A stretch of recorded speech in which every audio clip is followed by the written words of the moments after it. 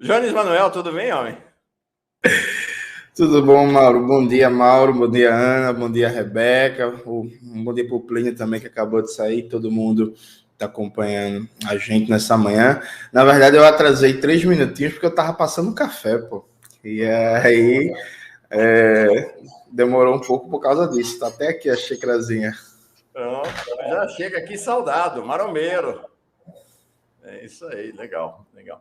É algo bem importante, sabe, Jones? Essa é a questão, Ana, Rebeca, vocês são mais jovens, mas teve uma época na esquerda em que essa coisa da atividade física, do cuidado com o físico, do cuidado com o corpo, era meio que um pecado, né, Jones? É um negócio, é uma conquista recente positiva na esquerda. A ideia de que você é uma pessoa integral, né? De que cuidar da saúde, cuidar, ter atividade física é muito relevante até para a luta política, né, Jones? Eu não acho que tem uma conquista recente aí, não, viu, Mauro? Eu acho, inclusive, que Marighella gostava, não era? Marighella? O Marighella gostava bastante. Marighella, inclusive, era abstêmio, né? Mas Marighella nem sequer bebia e tal. Não só por razões de saúde, né? Tinha outras razões, mas tinha isso. Recentemente, estava ouvindo vocês falando sobre uma contraofensiva da direita e tal. E aí eu lembro que durante o governo Bolsonaro, muito se debateu os potenciais de violência fascista nas ruas, né? E as preocupações com certos atos de rua, como o 7 de setembro. Durante 2021 e 2022, 7 de setembro foi uma agonia, né? Ia ter ou não gritos excluídos e não sei o que e tal.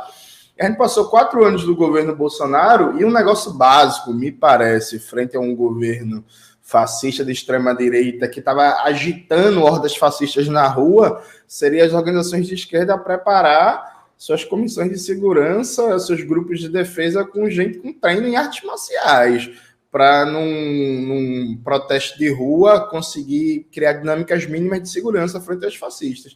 Nem isso a gente conseguiu fazer em 4 anos, viu? Tirando os movimentos que já tem, né? Que a gente sabe, não precisa falar nome, mas sabe de movimentos sociais organizados, que tem as comissões de segurança planejada, que, enfim, sabem como fazem as coisas, mas isso é exceção no Brasil. Então a gente passou 4 anos num governo fascista, que nem para ter uma preocupaçãozinha maior com um básico, tipo, sabe, defesa pessoal, aprender a como se proteger num ato de rua, numa atividade de massas, frente a possíveis ataques fascistas, a gente conseguiu avançar muito. Tem uma galera boa, inclusive aí em São Paulo foi aberto recentemente o Centro Desportivo Estrela Vermelha, que é tocado pela Ação Antifascista de São Paulo, está lá na Ateliê do Bexiga, eles dão aula de jiu-jitsu, judô, karatê e tal, numa perspectiva de esquerda, crítica, antifascista, então visando o público de ocupações urbanas, negros e negras, mulheres, LGBTs, é uma iniciativa muito massa, está lá no Ateliê do Bexiga, apareçam lá, mas iniciativas como essa, infelizmente, ainda são exceção, né? Muito bom. Jones, a gente vai começar contigo com uma pergunta sobre o tema de ontem, de hoje também, ainda está em alta, o discurso do Lula na ONU e, obviamente, a sua correspondência com a política interna, né? A política externa e a política interna. Como que você avaliou? Qual é a sua opinião? Vamos começar pela parte boa, né? Foi muito bom ver o Lula falar da liberdade do Julian Assange, né? No fórum, talvez seja o mais importante, mais visibilidade mundial, naquele plenário da ONU. Foi muito bom ver o Lula falar pelo fim do bloqueio contra Cuba, né? Que é fundamental. E aí, nesse ponto, inclusive, é até engraçado, né? Eu estava vendo ontem, antes de começar a ver o discurso do Lula, uma entrevista de um dirigente da nova esquerda, e aí, bem naquele debate, né? Cuba, Nicarágua e Venezuela são ditaduras, a esquerda não deve reivindicar e por aí vai. Sem entrar no mérito, porque eu tenho zero simpatia pelo que acontece na Nicarágua e cada vez menos simpatia pelo que acontece na Venezuela. Mas, enfim, o dirigente da nova esquerda nem colocou em perspectiva o que significa ser uma ditadura, porque algumas ditaduras são demonizadas e atacadas e outras não. Ele só é isso mesmo, né? Democracia não e tal, a esquerda não deve ficar defendendo isso, enfim, uma resposta muito pobre.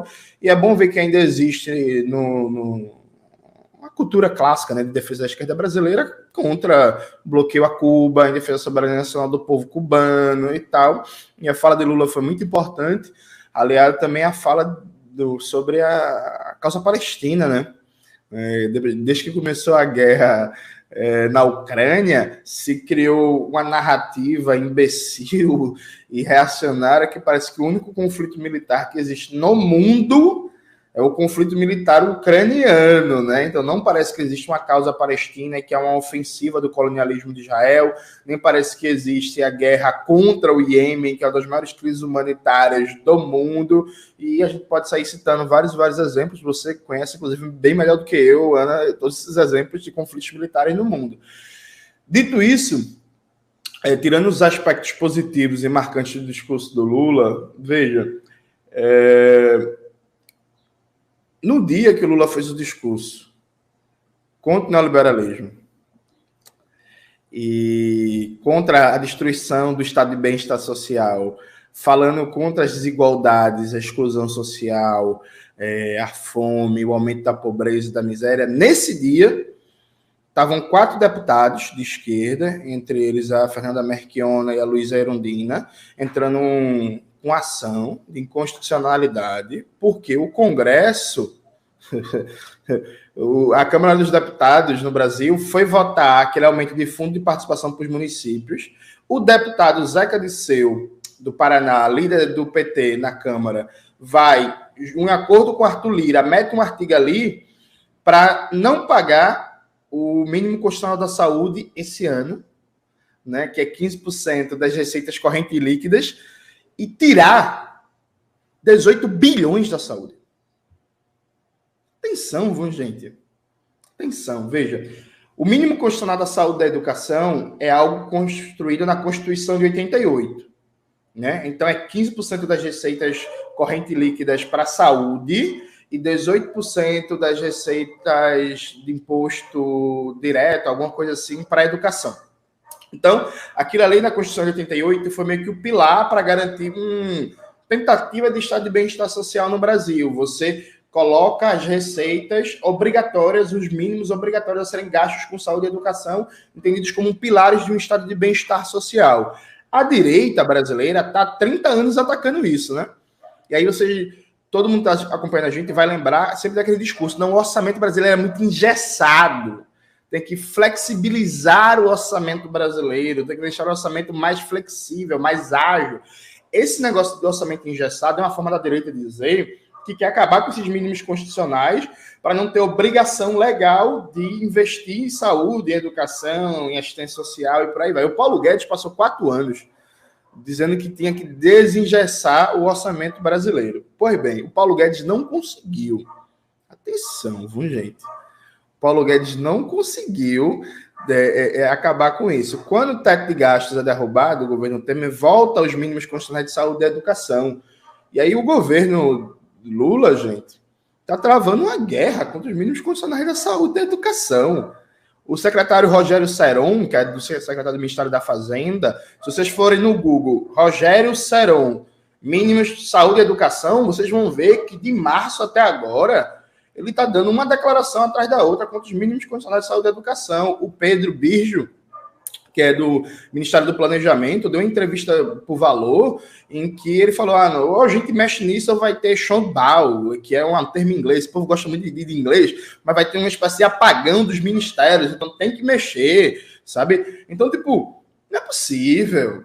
18 bilhões, só para vocês terem uma ideia, vocês pegar a tabela do orçamento dos ministérios para 2024, 18 bilhões é um orçamento maior que mais da metade dos ministérios. Não quero tirar da saúde. 2023, primeiro ano pós-Bolsonaro, sabe? Primeiro ano pós-pandemia de verdade, com várias demandas represadas, com uma fila de cirurgias eletivas e atendimentos gigantescos, porque todo o sistema foi voltado para a atender, né, as vítimas do Covid, aí vai tirar 18 bilhões da saúde. Ô, Jones, é importante dizer que não é uma iniciativa isolada. Nós temos pelo menos 3 iniciativas do governo nessa área. Essa do Zeca Dirceu, em combinação com a equipe econômica, a do Rogério Seron, que é a apresentação de uma PEC para tirar da Constituição os mínimos constitucionais, e outra desse Paulo Bijos, que foi do TCU, para fazer um negócio absurdo, inclusive, né? Tem até possibilidade de gerar impeachment do Lula, que é tirar o piso constitucional por uma resolução do TCU. Por sinal, o presidente do TCU está lá em Nova York com Lula, participou de jantares, quer ir para o STF, tem conversa aí em relação, tem uma troca rolando aí em relação a esse assunto. Ou seja, tem 3 iniciativas do governo Lula para acabar com os pisos de saúde e educação, né? Então, Mauro, mas isso é decorrência direta de uma grande mentira que foi contada esse ano. E aí, veja, gente, vamos aqui bater a real. Mentiram o grosso dos economistas progressistas. Boa parte da mídia progressista fez uma mentira, que é, quando foi aprovado o novo teto de gastos, falou que era contracíclico, falou que era melhor do que o do governo Temer, falou que era bom, falou que ia permitir aumento do investimento público e tal. O que foi feito? Fizeram um olhar seletivo, que era o teto do Temer congelava o investimento público em termos reais acima da inflação por 20 anos. Esse garante, no mínimo, um piso de 0,6% de crescimento do investimento público por ano, logo não tem um congelamento real. Perfeito. Olharam para isso e disseram, não é bom, é keynesiano, aumento do investimento público, só que tem embutido uma grande malícia, que é o Estado só pode gastar, com o novo teto de gastos, até 70% do que ele arrecada a cada ano. Então, por exemplo, a 2024, vamos fazer só uma simulação aqui, um exemplozinho simples, vamos dizer que para 2024 o Estado brasileiro arrecadou 100 bilhões. Né? Claro que não é só isso, mas só para a gente entender. Aí ele vai poder gastar, pela regra do teto, até 70% disso.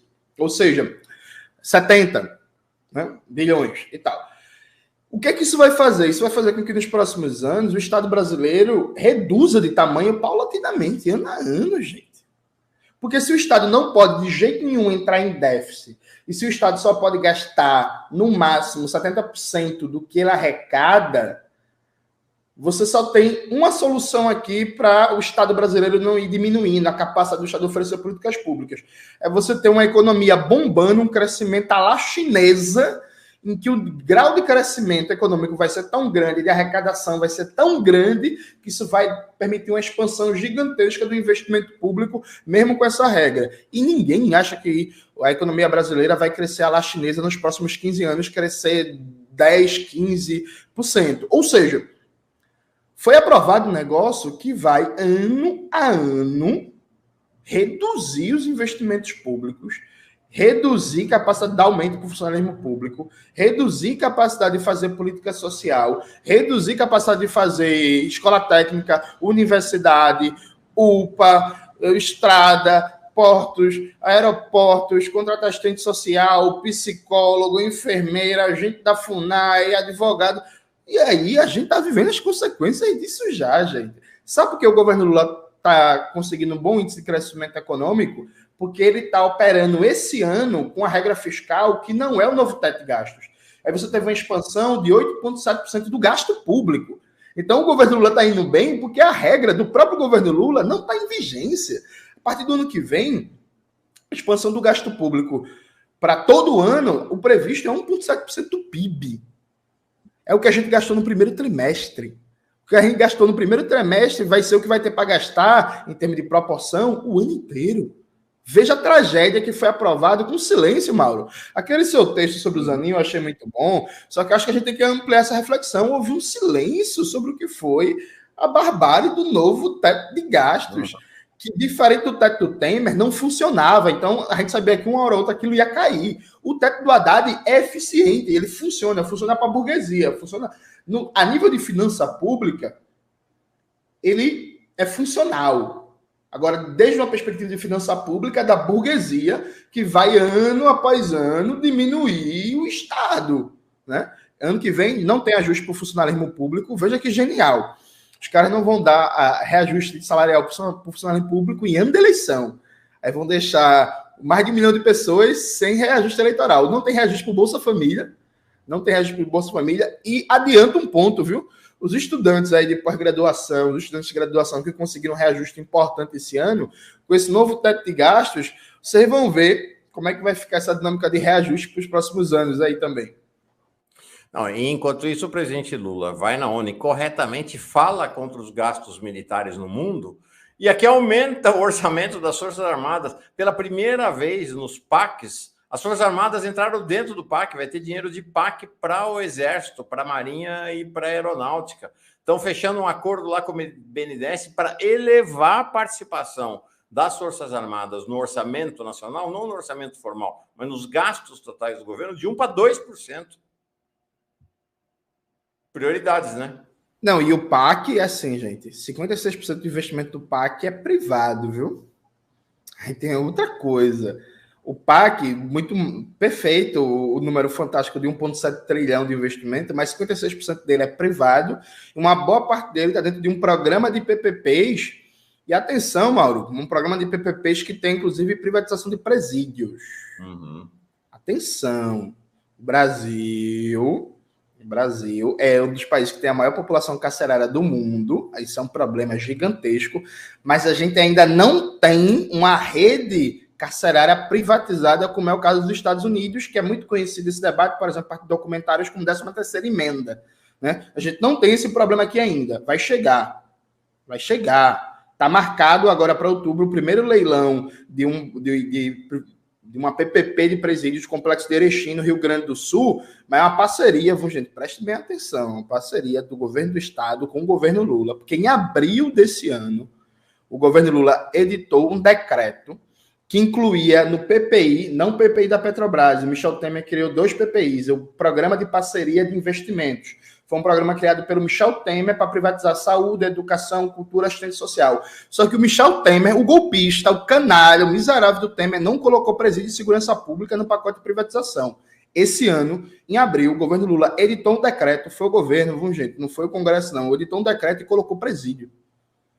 E aí o BNDES mudou sua carteira de investimentos, e colocou também, no âmbito das parcerias público-privadas, presídio de segurança pública.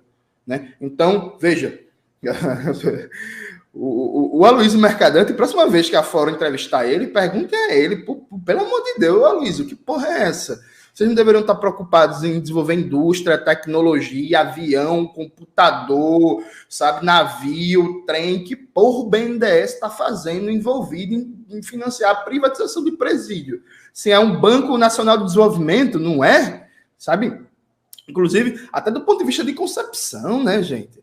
O BNDES, para financiar presídio, isso é pequena, isso é reacionário, isso é tosco, sabe? Mas, infelizmente, poucas pessoas estão falando disso, mas isso já vai estourar, viu? Porque eu tenho informações seguras, informação de bastidor, fontes seguras, que um grupo de juristas se reuniu e tentou dialogar diretamente com os ministros, né? Foi dialogar com o Flávio Dino, foi dialogar com o Silvio Almeida, dizer assim, galera, que é isso aqui, pô? Sabe, privatização de presídio, não, como assim e tal? E não conseguiram nenhuma resposta positiva, a resposta é, não, isso é coisa do Ministério da Fazenda, leia-se Fernando Haddad, isso é coisa do Ministério da Casa Civil, leia-se Rui Costa, e vai continuar. Não tem o que a gente fazer. Então, desistiram de fazer só uma articulação de bastidor e agora esse enfrentamento vai para público. Então, veja que coisa vergonhosa. A partir de outubro, vai ter um movimento nacional de juristas para denunciar que o governo Lula está participando de um processo de privatização de presídio. Rebeca, entra nessa. Entro, Jones, muito impactantes suas falas. E um outro assunto que a gente quer saber aqui, dialogar com você, é o porquê dessa fixação, dessa obsessão, né, do Haddad com o déficit zero. O que você tem a dizer para a gente sobre isso? Por favor. Porque ele é liberal. O Haddad é porque, assim, né?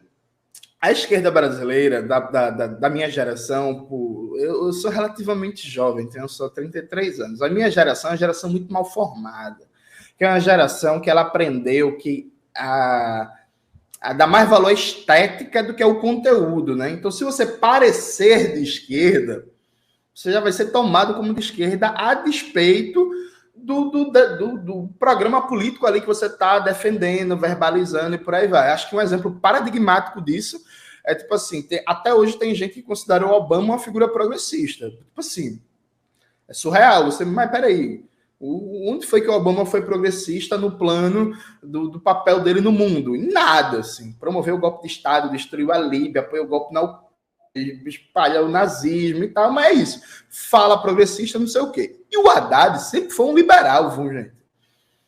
O Haddad, ele se orgulha. Opa. Congelou para vocês também? Congelou, né? Opa, voltou. A Rebeca também caiu. Crise geral na internet. Espera aí. Tá congelado, mas a gente está te ouvindo, Jones. Pode falar. Só pegar o carregador rapidinho, já vem. Tá bom. Pode falar, Jones. Pode falar. Voltamos agora? Voltamos. Perfeito. O Haddad, ele sempre foi um liberal. Eu lembro, como se fosse hoje, que eu fiquei horrorizado. Quando o Haddad perdeu a eleição da Prefeitura de São Paulo, ele deu uma entrevista se orgulhando de que ele perdeu a eleição. Vê coisa fantástica, Rebeca. Ele perdeu a eleição, mas ele resistiu à tentação populista de gastar muito em ano eleitoral para conseguir a reeleição. Ele deixou bilhões em caixa para o João Dória gastar, não vou lembrar agora o número, e ele conseguiu grau de investimento mesmo em ano eleitoral, porque a prefeitura teve responsabilidade fiscal. Quando eu li isso, eu fiquei horrorizado. Eu fiz, é um imbecil, né? Porque o sujeito está se orgulhando de perder a eleição na maior cidade do Brasil para João Dória, perdeu em todas as sessões eleitorais, inclusive, mas ele está dizendo que perdeu, mas ele deixou o caixa cheio e teve responsabilidade fiscal. Veja, eu fiquei horrorizado. Inclusive, o pessoal acusa os comunistas de não serem pragmáticos, não sei o quê. Eu seria pragmatíssimo. Meu amigo, é ano de eleição, vamos liberar o investimento, vamos fazer obra, vamos fazer investimento. Não, ele se orgulhou de não gastei dinheiro, ó, perdi a eleição, mas a prefeitura está com um saldo azul maravilhoso, com vários bilhões em caixa para o João Dória. Aliás disso, o Haddad, as pessoas esquecem, mas quem fez o projeto de PPP no Brasil foi o Haddad, viu, gente? Quando ele era ministro, quando ele não era ministro da Educação ainda, ele trabalhava, se eu não me engano, ele trabalhava na secretaria do Ministério do Tássio Genro. Ele que fez o projeto PPP no Brasil. E aí, quando o Haddad foi ministro da Educação, todo mundo elogia, porque realmente teve uma expansão significativa, né, das vagas de ensino superior, das vagas de ensino técnico no Brasil, de concurso público e tal. Mas o Haddad, ele é responsável direto por fazer o maior programa de transferência de recursos fiscais e de orçamento público para o setor privado e criou um problema no Brasil. Hoje, o mercado de educação privada no país é um dos setores mais poderosos de maior expansão da burguesia brasileira, que teve papel central tanto no golpe de 2016 contra a presidenta Dilma, quanto papel central na reforma do ensino médio e escolheram o ministro, viu? Porque o ministro Mendonça Filho, da educação no governo Temer, foi escolhido pelo Janguier Diniz, que é dono do grupo Ser Educacional, que inclui Faculdade de Maurício de Nassau, escolas privadas e tal, quando o Janguier Diniz era o famoso ninguém. Né? Tinha 3 cursinhos pré-vestibular que ninguém ia aqui em Recife e 2 faculdades vagabundas caindo aos pedaços, cheias de dívida. Aí veio o FIES e o ProUni e ele ficou um cara bilionário. A gente criou um problema. Então, veja, o histórico do Haddad é um histórico liberal, é um histórico de transferência de recurso público para a iniciativa privada.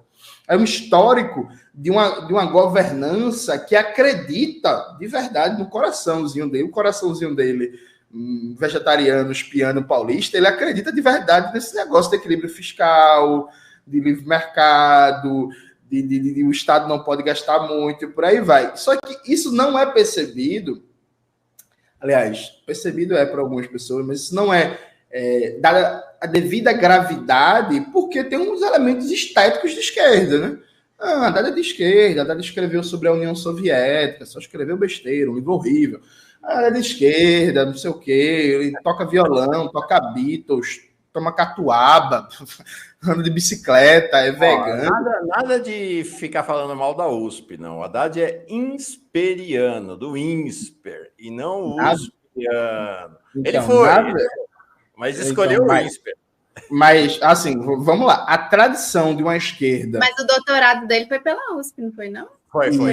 Não, orientado pelo Paulo Arantes, inclusive. Né? Realmente é dureza. A economia não, é porque, assim, Mauro, a gente fala da USP, mas é porque existe objetivamente ali na USP uma tradição de uma esquerda liberal que foi forjada como anticomunista e antitrabalhista, que tem como um dos seus marcos, ela recusa o papel de um pensamento econômico que coloca o planejamento e o Estado como elemento central para pensar o desenvolvimento e o ciclo econômico.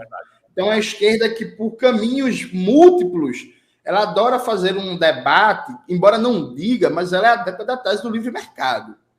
Ela não é adepta da tese do livre mercado a nível de barbárie, estilo Paulo Guedes, Rodrigo Constantino, que quer privatizar tudo, que não sei o quê, e por aí vai, mas ela é adepta de uma tese de que a primazia do ciclo econômico vai ser dada ao mercado, aos agentes privados do mercado, e que o Estado vai só fazer uma regulação macroeconômica eficiente, vai fazer políticas compensatórias para reduzir a pobreza, a miséria, aumentar um pouquinho as oportunidades e tal, mas a lógica é que quem vai guiar o ciclo econômico é o mercado. Isso é o que o Haddad defende. O Haddad, ele é ideologicamente e subjetivamente liberal e, como diria o meu amigo Maringoni, antidesenvolvimentista. O Haddad é um antidesenvolvimentista, mas não é um antidesenvolvimentista porque ele quer a revolução socialista, ele quer algo mais à esquerda. Ele é um antidesenvolvimentista pela direita. Jones, deixa a Ana entrar nessa conversa de novo. Chega mais, Ana. Eu quero mudar um pouco o rumo da conversa. Olha, muitos elogios aqui. Não quero mudar o rumo da conversa como uma crítica ao rumo, não. Mudar o tema da conversa, que fique claro, né? Tem muitos elogios aqui ao Jones no chat, depois ele dá uma olhada. Jones, você foi candidato na última eleição. Eu queria te perguntar um pouco sobre isso. Quais os planos aí para o ano que vem, ano eleitoral, 2024? A gente sabe que já foi levantado aqui no chat também que o PCB passou ou passa por algumas turbulências. Não sei se você quer fazer algum comentário sobre, eu imagino que você esteja muito questionado sobre isso, tenho acompanhado outras falas tuas, mas é isso. Quais os planos aí para o ano que vem, ano eleitoral, para conseguir incidir mais nesses rumos políticos do Brasil, e econômicos e sociais, tudo mais?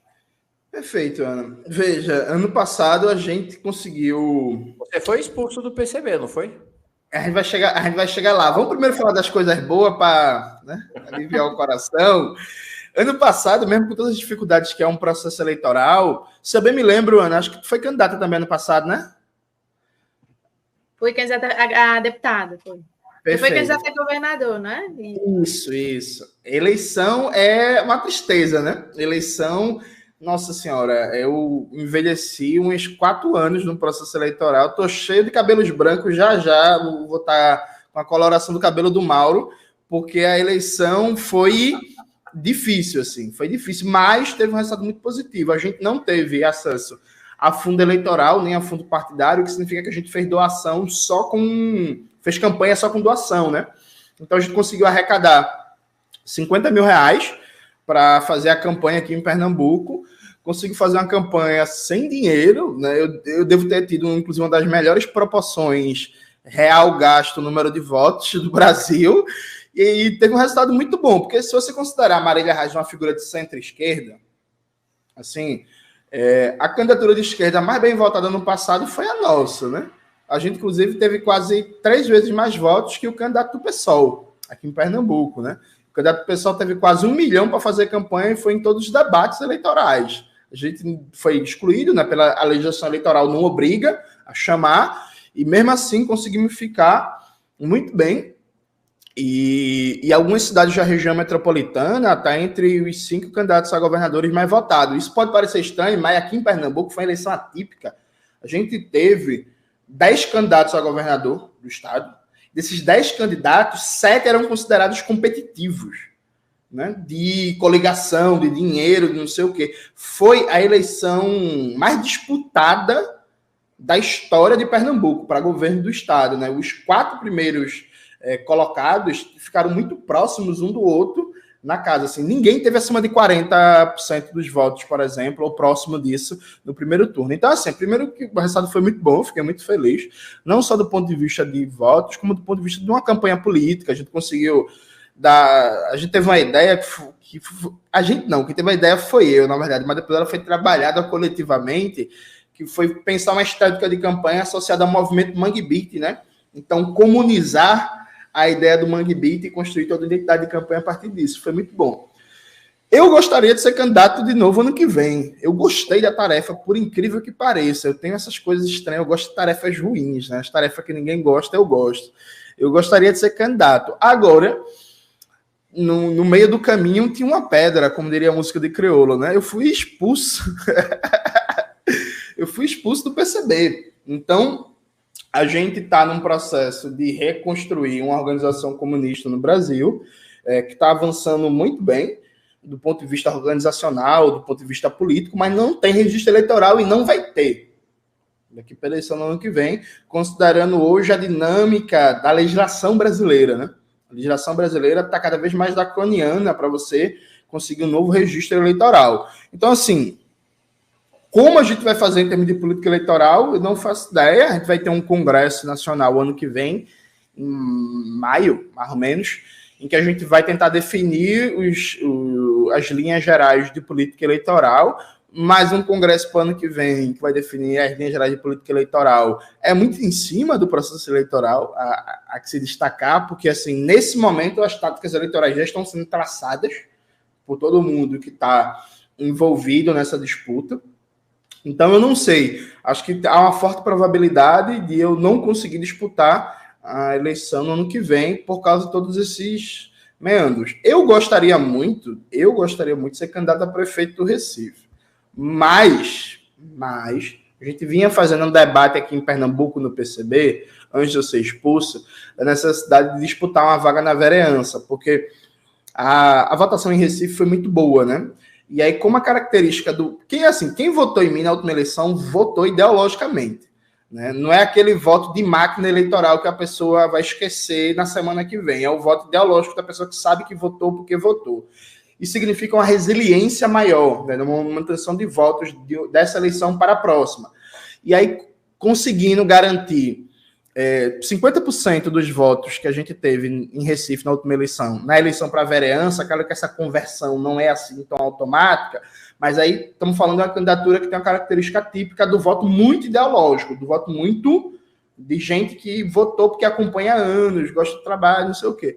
Daria para ser eleito com certa tranquilidade, inclusive vereador do Recife. Então a gente vinha debatendo aqui no PCB Pernambuco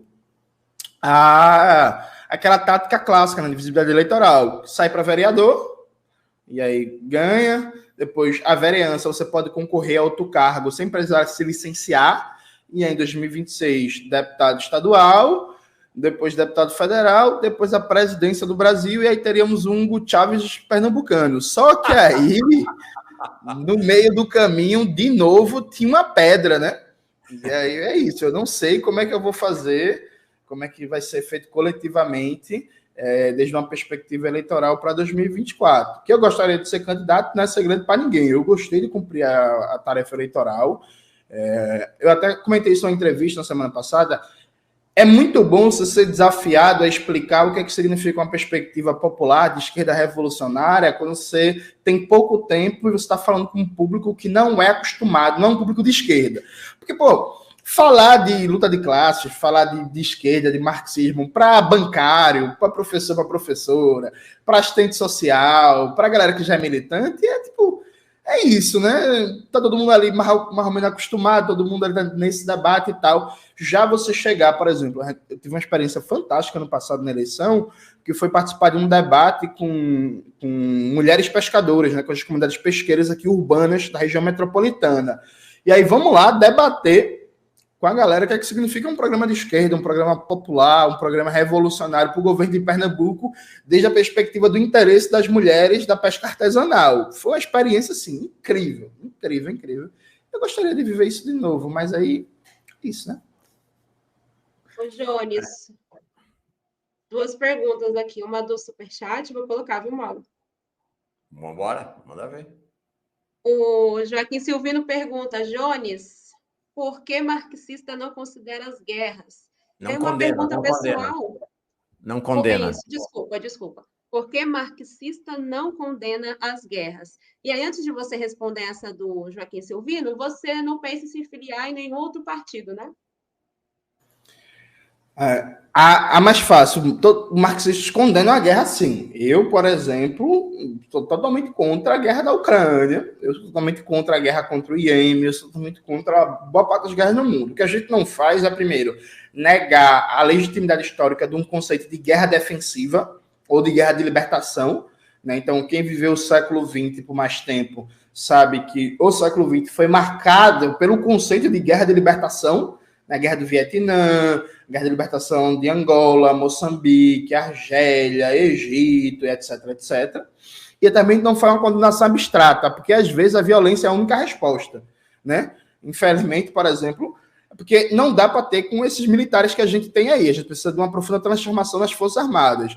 Mas, por exemplo, a Constituição brasileira tem um problema, proíbe o Brasil ter bomba atômica. O Brasil precisa ter bomba atômica. Numa condição de um projeto soberano, revolucionário no poder, para os Estados Unidos não frescar para o lado da gente, para não ter guerra, a gente precisa ter capacidade de dissuasão nuclear, sabe? Então, assim, a gente condena as guerras. Agora a gente sabe como é que funciona o mundo imperialista. Acho que esse é o ponto. E não penso em me filiar em outro partido, não. Assim, a gente está construindo o PCB-RR, que o Breno Altman, toda vez que liga para mim, pergunta como é que está o PCB de Roraima. Eu, porra, Breno. A gente está na iniciativa de reconstruir o Partido Comunista. E assim, né, acho que comunista tem que estar em Partido Comunista. Assim. Eu sou, nesse caso, eu sou bem velha esquerda, por assim dizer, sabe? Claro que quando eu fui expulso do PCB, teve várias especulações. Vai para o PSOL, vai para não sei para onde, não sei o quê e tal. Mas eu tô por aqui mesmo, assim, continuando minha militância comunista. Inclusive, viajo na semana que vem para Belém e para Macapá. Então, você que eventualmente é de Belém e de Macapá, que está acompanhando a gente, semana que vem estou aí na terra de vocês, debatendo, ajudando a organizar o movimento comunista lá. E eu acho que é isso. Vamos esperar. Eu não... Aqui, Rebeca, vai até uma consideração de ordem pessoal e política. Essa crise no PCB, desencadeado por meia dúzia de acadêmicos que achavam que um partido é seu departamentozinho para fazer guerrinha pessoal, ela implodiu a potencialidade de crescimento de uma forma comunista de fazer política diferente do PCdoB. Porque o PCdoB ele tem uma compreensão da relação tática, estratégica e uso da institucionalidade que não é a nossa. Né? Mas é um partido que está lá, o Partido Comunista do Brasil, tem deputados estaduais, federais, vereadores e tal. O PCB estava num processo de crescimento que ele estava muito próximo de chegar à condição de oferecer uma outra compreensão do uso comunista da institucionalidade, diferente do PCdoB. Então, não vou entrar na polêmica se é melhor ou se é pior, mas seria diferente, isso é claro. Mesmo porque você tem uma candidata a deputada federal pelo PCdoB aqui, calma lá, vai com calma. Sim, não, então é isso. Não estou nem entrando num debate valorativo, estou entrando num debate sobre as diferenças, né? É isso. Dando um exemplo clássico do Movimento Comunista Internacional, o PCP, Partido Comunista Português, e o KKE são o Partido Comunista Grego, são dois partidos comunistas que têm forte representação institucional, mas usam a institucionalidade de maneira bem diferente, né? Tem concepções diferentes. Pois bem, a gente estava na boca de chegar nesse estágio. A boca. Mas aí, um belo dia, acordou a Sofia Manzano de um lado, o Mauriazo do outro. O Mauriazo fez aqueles poemas ruins dele. Ele é o Michel Temer da esquerda. Aquele poema ruim dele, ninguém gostou, ficou de ovo virado e decidiram implodir o partido. Implodiram. Sabe, é basicamente isso. inclusive, acabando a curto prazo com essa possibilidade, que seria muito positiva, porque uma coisa é muito ruim para a minha geração, que é, quando a gente pensa em parlamentar combativo, quando a gente pensa em coerência política, a gente tem pouquíssimos exemplos. Então, a geração do Mauro Lopes, quando era jovem, o Mauro Lopes tinha um cardápio maior de opções. Ele via ali os comunistas, ele via os trabalhistas, ele via o PT nascendo. Então, quando o Mauro queria olhar para combatividade, coerência política, ele tinha ali vários exemplos para ele buscar. A minha geração, ela tem um exemplo muito ruim. Inclusive, a minha geração, ela se acostumou com a lógica de estelionato eleitoral. A gente naturalizou o estelionato eleitoral, que é falar uma coisa na eleição e depois, quando chega no governo ou assume um cargo, já muda totalmente, e é isso mesmo, é parte do pragmatismo. Isso é muito ruim, isso é muito deseducador, isso mata a esperança, isso mata a seriedade, a coerência. E aí seria muito bom que a gente tivesse mais exemplos de parlamentares, de uso de institucionalidade, para além do que existe hoje. Então, por exemplo, seria muito bom que a gente tivesse mais figuras como um Glauber Braga, só para dar um exemplo, que eu considero o melhor deputado federal do Brasil. E a gente estava próximo de poder, dentre outras coisas, dar essa possibilidade, e quando tudo isso foi implodido. Legal. Jones Manuel, gente. Jones Manuel, legal. Gostaram, Rebeca, Ana, gente que está aqui assistindo? Foi bom, né? Muito bom. Jones, vamos combinar. Vamos combinar mais vezes, né, Ana? Rebeca, de Jones e aqui. Por favor. Vamos embora. E, ô Mauro, eu sou muito folgado, eu vou deixar uma sugestão de pauta. Vamos fazer aí um voltado só para a gente debater privatização de presídio, para esse negócio não avançar, porque enquanto o leilão não aconteceu, dá para ser cancelado. O leilão estava marcado para 6 de outubro, só que parece que foi adiado agora para dia 14 de outubro. Então a gente ainda tem um tempinho ainda para tentar fazer uma pressão para ver se o governo Lula sai fora dessa, né? Então vamos fazer assim, acho que vale a pena chamar o Davi Decache, que tem tratado bastante desse assunto também, economista combativo, grande amigo, tem tratado bastante desse assunto. E, de fato, importante dizer, o presidente Lula anunciou ontem que a igualdade racial passa a ser o 18º Objetivo de Desenvolvimento Sustentável do Brasil, para um a mais do que os 17 da ONU. É o seguinte, a privatização do presídio é uma das políticas mais racistas que o país pode ter. A privatização do presídio quer dizer o seguinte, transformar o encarceramento da juventude negra num grande negócio. Então vai acabar essa ideia de desencarceramento. Você vai ter cada vez mais jovens negros trabalhando de graça para a burguesia brasileira. Importante dizer. Se quer ter um objetivo de igualdade racial no Brasil, não dá para privatizar presídio. É isso aí. Valeu, gente. Tchau, tchau.